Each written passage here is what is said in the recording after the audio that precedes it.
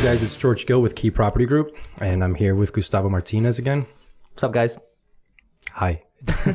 So last week I think we had a pretty good episode. We talked about our 1 year mark and what got us here, and a little bit about where we see ourselves going in the future in general. So I think that this is going to be our last episode for this year. So we'll kind of conclude this first season of our podcast with this episode, and then we'll pick it back up next year, either late winter, early spring. So having said that, I think what I'd like to do is talk a little bit more specifically about 2020 and what our vision is for 2020, particularly with you.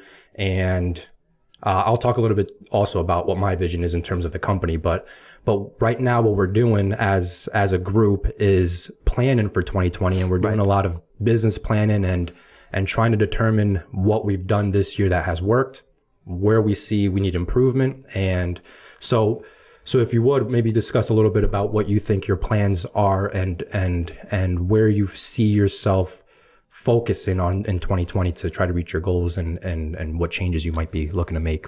All right. So in order to really explain where I want to be next year, I do want to talk a little bit about where I am this year or where I ended up. I know you said I didn't have to do that, but I feel like it's the best way to really talk about it. No, of course, whatever you want. So this year, although it was better than last year, it was not much has changed from the perspective of being like kind of just showing up to work and things just happening. You know what I mean? Like I don't have a lot of systems in place. I'm not very consistent with them, which is like which is probably like the biggest. No structure. Yeah, exactly. Which is probably the biggest like what's the word? Like weakness, I guess, for me. You know, I'm very inconsistent, which I am pretty aware of, and so that's really something I want to focus on for next year, because I do have the systems, and I do have the systems. I know them. I just don't use them. I just don't use them. Exactly. So what's the point? And I know firsthand the frustration. Okay, I'm sorry. Go on. Oh, you've been holding that one in for a while, huh? You always decide to bring all that out when it's being recorded. You're an asshole, man. By the way, part of my notes here, it says, George is stupid. I have that right here, okay? Yes, I wrote that. Because that's something that I needed to say at one point, and you just 30 seconds in. Oh, it only took 30 seconds, that's right? it. Okay. But either way, so yes, I mean, having done about 6 months of coaching now, 6-7 months of coaching. Can we get past that? No, that's actually really funny. I realized that there's a lot of stuff that I need to work on, from being more organized to being more consistent, like I just said, and to implementing all the tools that we have already in hand. It's not even like we have to go out there and really do anything more. I just have to actually work them, So with that being said, I found out after doing my business planning for this year that about more than 50% of my business this year was from referrals or just past clients. And that's a database that I don't work, meaning I don't reach out to them. I don't send them cards. I don't do anything really to I don't want to say milk it, because that sounds really bad, but right, but it's not an active lead source for you. No, it just happens. Very passive. It just happens. Right. Well, I feel like it's unfair to say passive when it's more than 50% of my business. No. What I mean is that you're not actively working on that every day. Right. For example, marketing or geofarming or cold calling, whatever it may be. Those are active, lead sources. But your referrals are, it just happens. And it's crazy how big that number is and how important those are, because those are people that you worked with before that trust you, so they tell their friends about you. And so those people that already come to me without even knowing me and already trust me because their family members, their friends worked with me. So I really think I need to show a little more appreciation to those people. So that's something that I really want to work on. I was trying to do a holiday party this year, but that didn't happen. I'm kidding. You're talking about my holiday? Yeah, okay. Exactly. Yeah, well, that didn't happen either. But other than that, so just implementing new systems, that's really what I want to focus on. Being more consistent and treating it more like a job, scheduling wise. Right. You know what I mean? Instead of like not showing up to the office if I don't have a morning appointment, just be here and have something to do every day, because there is always something to do. So that's something that I really want to work towards. Well, that's a really good point, because one of the things that I think we've been hearing a lot, and with our coaches, or if you really look at the industry in general, I mean, you hear a lot of numbers thrown out, and a lot of people will say 4 out of 5 agents, or the general consensus is a majority, 4 out of 5, 80%, whichever way you want to look at it. A general majority of agents that get into this industry will fail within the first few years. And it's predominantly because it's a mindset thing. They come in here because they can work their own schedule. They can, they fall into this trap and this hole where they're working by default as opposed to by design. And much like you've said before, you just kind of show up and you've been winging it and it's been working for you. And so that becomes your default. And but that's scary as well. What happens when 1 year it doesn't work out for me? Because it's completely out of my control. You know what I mean? Like, I'm not doing anything but is it out of your control? Because you can shift from being an operation by default to an operation by design, and your referrals can be one of your. That's what I mean. That's what I mean. Like, it's scary right now because I'm not doing anything towards it. But if like, so one of the things that one of the other things we've talked about with our coaches, that we should think about our business as a table, and the legs on your table are your lead sources. Hopefully not this table. Yeah, no, exactly. This one is about to fall on us right now. But if your table were to fall and you only and it only had one leg and one unstable leg, I mean, you can't be surprised as to why that table fell. I mean, you want to have the more legs you have on your table, the stronger your business is. So you can't just be relying on the table with like 10 legs right now, and how strong is that table though? So yeah, but would you want that table?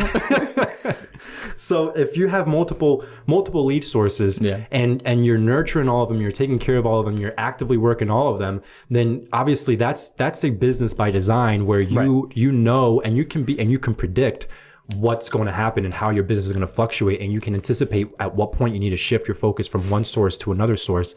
But if you're working by default, and if you're working just winging it day by day, which, I mean, I'm not singling you out because I fall into that same category too. I mean, I've been learning in the last few months how to put systems in place and how to actually recognize when focus needs to be shifted. But I fall into the category that the same 80% of agents do, and that is that we become very accustomed and very used to business just coming naturally, particularly when the majority of your business comes from referral, word of mouth, and repeat business. It's very easy for you to neglect active lead sources, and it's very easy for you to not focus as much time on generating new business because it's just become so automatic that whether it be once or twice a week or a few times a month, the phone's going to ring from a past referral from a past client that said, that's exactly what happens. And that's what happens, I could be slow as hell, and then all of a sudden one day I get 3 or 4 phone calls, and I'm like, oh shoot, I'm busy. Right. Exactly. Oh damn, I need an assistant. So I mean, one of the things that I want to focus on a larger scale, particularly because I'm in 2020, and not just in this past year, but in 2020, I want to also reinforce stepping away from actively selling in order to try to manage this process and help help agents get on track with their goals, how to reach them, holding them accountable. We all need accountability, and so recognizing that in some cases it's just a matter of numbers. It's a numbers game, really. And if you look at your business as a numbers game and you actually take the time to figure out what those numbers are and think of it as a process that either you chunk it down week by week or month by month or quarter by quarter, but it's something that you are using to keep yourself on track with. And so through one-on-one coaching, through team meetings, through quarterly reviews, whatever it may be, those are ways that we can all keep ourselves on track, which we don't do right now. And I mean, we've only been a year in, but most agents don't do them that have been in business for 10 or 15 years. They still don't do that. So that's one of the things that I want to focus on and actually try to get our team on a very consistent schedule and a very strict schedule in terms of holding each other accountable. What are your goals? What do you want to achieve in 2020? Where did you lack in 2019, and where do you see you need improvement on? And let's try to focus on that together. Especially because if you're growing a company and you're only hiring, but if we're focused on hiring new agents, I mean, we owe it to them as well for us to have those systems in place and for us to actually follow through with whatever we're teaching. You know what I mean? So that's actually probably the biggest reason why. So obviously, I want to increase my business. Obviously, I mean, who doesn't want to do that? But also, I want to be able to have all these things, just kind of like automated in a sense. Like not that I'm not doing it, but it's just like I already know I'm coming into the office on Wednesday. I already know that I'm doing A, B, and C on Wednesday. It's just my day. It's just what it is. And I want to be able to just think of it as a job. As if I had someone looking on my shoulder about to fire me. You know what I mean? Because that's the only way you provide. Honestly, if you go to a job that you hate, right? Let's say you fucking hate a job. You hate your job. You hate your boss and everything. You hate everything about the job. But guess what? If you need it, you still go in and you still do it. Right. You know what I mean? Because you have to do it. But it's so difficult for me to insert that mindset, I guess, into a job where nobody, not that nobody cares, but if you don't do it, it's on you. You know what I mean? Nothing else. So I would love for the new people to just come in and just get used to that perspective from the beginning, because it's very difficult to rewire the brain afterwards. Well, to that point, one of the things that we've created in this first year that we actually haven't had a chance to implement just yet because we haven't onboarded new agents yet. We have a couple in the pipeline that are getting ready to test and get licensed.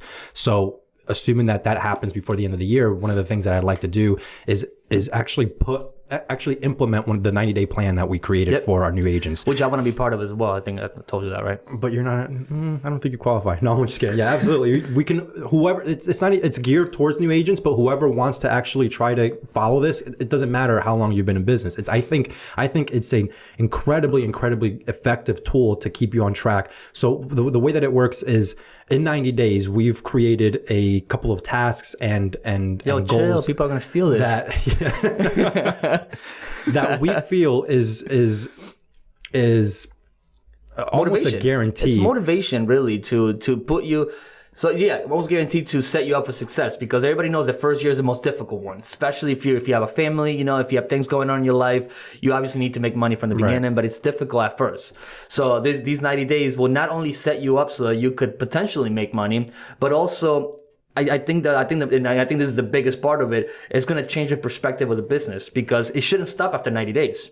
You know what I mean? That's just the first 90 days. You should still grab everything that you learned during those 90 days and keep doing it, because that's what, Right. And the thing is that it's not, I mean, I think it's very achievable for a person with the right motivation, but it's not easy by any means. I mean, it's something that for 90 days, there's things to do every day, and every week you have things to do, and every month you have to reach a certain type of accomplishments. You mean like any other job? Exactly. So that's so crazy. I mean, in real estate, a lot of people fall into that you have the freedom of your schedule and whatnot, and again, you work by default and you assume that the work is just going to come to you. But that's why people fail. And that's why so many people fail. So the 90-day plan was geared towards that, and like you said, I mean, I think that the fear of something happening might be necessary, but we thought about that. We tossed the idea around about saying, maybe the 90 plan should be a requirement when you're absolutely. But we settled on something a little bit differently, and we said, all right, we're not going to require it of agents, but on the contrary, we will reward agents that complete it, and it needs to be completed in its entirety. Right. You can't miss a day. You can't miss a day's worth of tasks. You can't miss a week's worth of tasks. And when it's completed in its entirety, you're rewarded with, essentially with a slide up on our compensation scale. And so for the agent that is brand new and doesn't know what they're doing, not only does this give them a premise to do that, but it also the reward is I would say that incentive, as opposed to it being, fear of penalty or fear of getting fired. There's a positive incentive there. Right. Because the other thing that, as a broker or as a coach or as somebody who's trying to guide an agent into becoming better, one of the things that is key is to recognize what their motivation is. Do they actually want to make money, be the best agent and sell the most houses, or do they just want to keep themselves busy because their priorities are family and vacation, which is absolutely fine, but the key is to recognize that. So I want to coach and teach to their level, to their motivation. So if they don't want to be committed to the 90-day plan, why penalize them for that? That's their decision. One of the things that we're doing with business planning is recognizing what our why is, what are our commitments, why am I doing this, what drives me, and now we're coaching to their why. We're not coaching to my why. Sure. I have my own why. I have my vision for my company.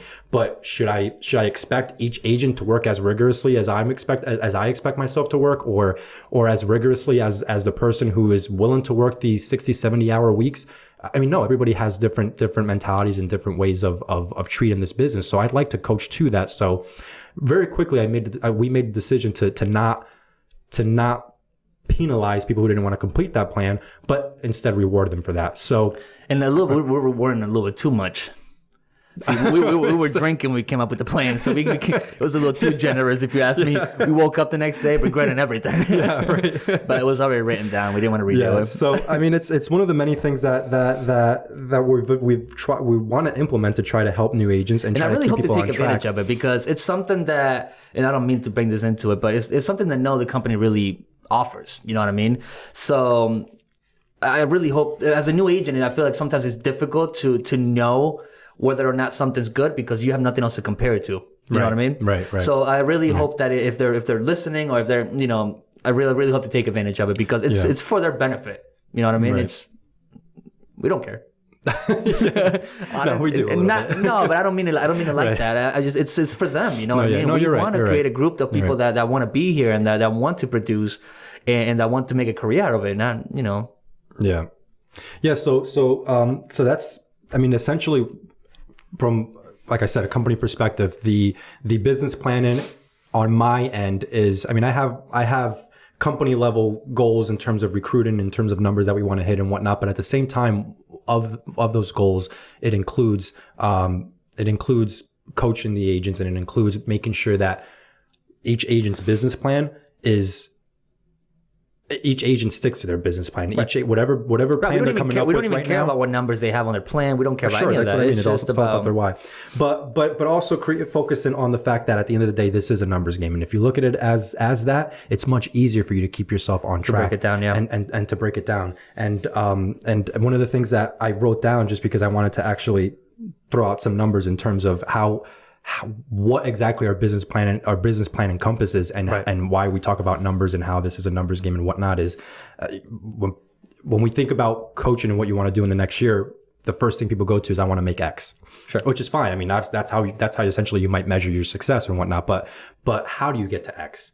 If you just say, I want to make $100,000 a year, and throwing out an arbitrary number, I want to make $100,000 in 2020. And in December of 2020, you look back and say, did I make the $100,000? And then you're surprised as to why you didn't make it. Well, there was no system in place throughout that entire year. So if we chunk that to X, down, you got to go through A, B, C, D, E, F, G. Right. And it's and it's surprising as to how easy it can be. I'm so stupid. So the numbers that, a little bit. I'm sorry. I'm not sure that the numbers are going to work with you. We'll try something else. Maybe square peg. Is there like a special 90-day program? Yeah. So let's use the $100,000 number. If you wanted to make $100,000, if any new agent wants to come on board and says to themselves, I want to make X, and let's use $100,000 as that X. Which we tell them, like, because it's so doable. It is. On the first year, even it's doable. Particularly when I give you these numbers. So $100,000 is our arbitrary X. We know that at $100,000, you are at a split with our company. That means that you'll have to produce around $140,000 company revenue, gross revenue to the company, so that you can retain $100,000 after your split. Based on our average production in our company, and not just in our company, but in our market, that works out to roughly $5,600 of average commissions, which means that you would need to close 24 transactions at that average commission to produce $140,000 for the company and you have retain the average price for that $100,000. commission? That's around $230,000 for the average sales price. Yeah. So now, with a lot of training that we've done and a lot of research that we've done, we know that an experienced agent who's working full time needs to have anywhere between 40 and 60 conversations in order to ultimately close a transaction. So I need to have 70. So for the sake of argument, we'll use 50. That's 1,200 conversations in the year. Now, let's say that you take a couple of weeks off for vacation, a couple of weeks off for holidays. You're only working 48 weeks in the year. So now that means that you're having 25 conversations per week to make the 1,200 conversations. Which seems a lot more doable now. I mean, when you break it down like even further, right? that's 5 conversations per day. 5 new people that you need to reach out to, 5 new conversations that you need to have. I'm going to multiply by 60. Look, you're so proud that you yes. actually... So that's one of the things that I want to focus on with each agent, how mathematical and how systematic this can be. When you think to yourself, I want to make $100,000 a year, but I don't know how to do it. I'm just going to hope that in the year, by December of 2020, I'm going to get to that number. Well, no, let's actually break this down day by day and see exactly what needs to happen every day for you to do that. we can implement things like hours of power. We can implement group meetings. We can implement group brainstorming sessions, whatever it can be. You can do those 5 conversations in an hour if you wanted to, or if you choose to break them out over the course of 3 days, or if you want to do them all in one day and just hit 25 per week, whatever works for you. But you know that that's your magic number. 5 per day is your magic number. Right. And you need to be, whether that be door knocking or cold calling or calling expireds, or just reaching out to your sphere of influence that you say you neglect. 5 conversations per day really is not that crazy to say. And especially honestly, it would take you 20 minutes. Exactly. If you get on the phones, you'll be done in 20 minutes. So one of the things that people lack is the accountability. People say, guilty. So if you don't have somebody every week reviewing your plan with you, or every month taking a look at what your numbers are, it's very easy for you to get off track with that. Yeah. So now, one of the thing that I want to focus on is, man, you're just a terrible person, man, to talk to, right? Next season, I'm going to actually talk to somebody else, maybe more mature people. One of the things to actually focus on is keeping people on track with those numbers, and helping them understand that if you break it down to what your magic number is, whether that be conversations per day, or how many people you need to take out for coffee, or how many people you need to, reach out to see how they're doing, past clients, it all becomes much more manageable and much more attainable when you break it down to that. So, So a lot of rambling about what business planning is and what we want to do. So, I mean, do you, specifically with you, is there anything that is resounding in terms of, does that sound like something that you've actually worked out in terms of what your goal is for next year and how that works out to conversations or week or whatnot? I haven't gotten to that page yet, and that's not a joke. I'm being serious. I haven't gotten. Did you dog your homework? I did start the plan. That's the one page that I have to come back to. Just for technical issues. It's technical issues. No, really, it wasn't uploaded on the thing yet, so it auto populates and just. Okay, I'll believe you. It's not done yet, but everything else I do have in place. The ways that I'm going to be going after that business, the things that I'm going to be doing, and all that stuff. It is already set up. Awesome. I guess. Well, just on paper. Cool. We'll see what happens. But yeah, I'm excited for next year though. That's for sure. All right. Next year for sure. Next year's my year for sure. Absolutely. Yeah. January 2nd. Next year for sure. Yeah, exactly. All right. So I think we'll probably come back maybe in the springtime, late winter, early spring, and that way we'll actually see how you've done with your business plan and what kind of conversations you've been having, and if you are on track, and you can update us on how you've been doing. Now you have an audience to keep you accountable. Hopefully people listening will now reach out to you and say, have you had your conversations? Have you talked? So yeah, we'll restart it in the spring. And yeah, until then, I guess, we'll talk to you then. Sounds good. Enjoy the holidays and the rest of the year, and we'll see you next year. Sounds good. Happy holidays, everyone. Thanks, guys.